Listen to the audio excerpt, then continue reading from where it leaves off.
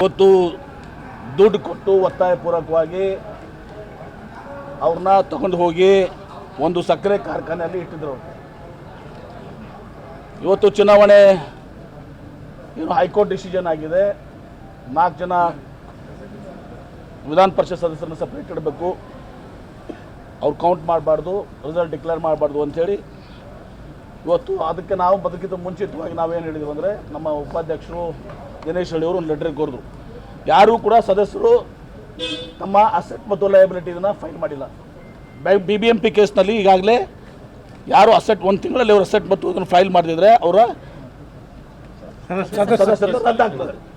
ನಾವು ಹೇಳಿದ್ದೀವಿ ಇದು ಹೈಕೋರ್ಟ್ನಲ್ಲಿ ಇರುವುದು ಒಂದು ಇಂಡಿಪೆಂಡೆಂಟು.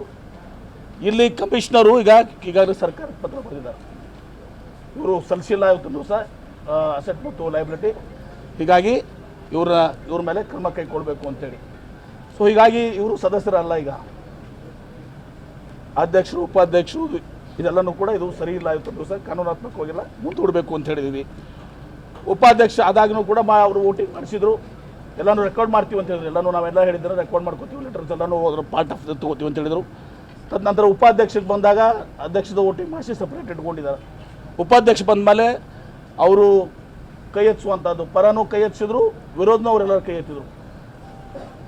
ಉಪಮೇಯರ್ಗೆ ಮತ್ತು ಪರ ಮತ್ತು ವಿರೋಧ ಕೈ ಎತ್ತಿರಲ್ಲ, ಸಂದೋಲ ಅದಲ್ಲ, ಪ್ರಕ್ರಿಯೆ ಸರಿ ಇರಲಿಲ್ಲ.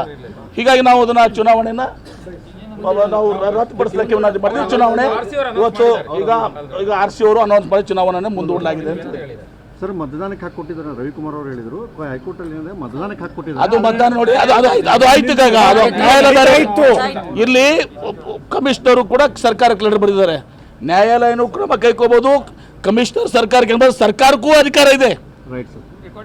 ಇನ್ ಬಿಟ್ವೀನ್ ಬಿಟ್ಟು ಹೇಳ್ತೀನಿ ನಾನು, ನ್ಯಾಯಾಲಯ ಬಿಟ್ಟು ಏನು ಕಮಿಷನರ್ ಲೆಟರ್ ಬರೆದಿದೆ ಸರ್ಕಾರನೂ ಕೂಡ ಅದ್ರ ಮೇಲೆ ನಿರ್ಣಯ ತಗೋತಾರೆ ಕಾನೂನಾತ್ಮಕವಾಗಿ.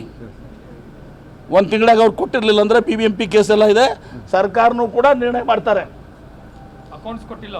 ಕೊಟ್ಟಿಲ್ಲಲ್ಲ, ಅದ್ರ ಪ್ರಕಾರ ಸರ್ಕಾರ ಕೂಡ ನಿರ್ಣಯ ಮಾಡಿ, ಸರ್ಕಾರಕ್ಕೂ ಕೂಡ ಹಾಕಿದೆ.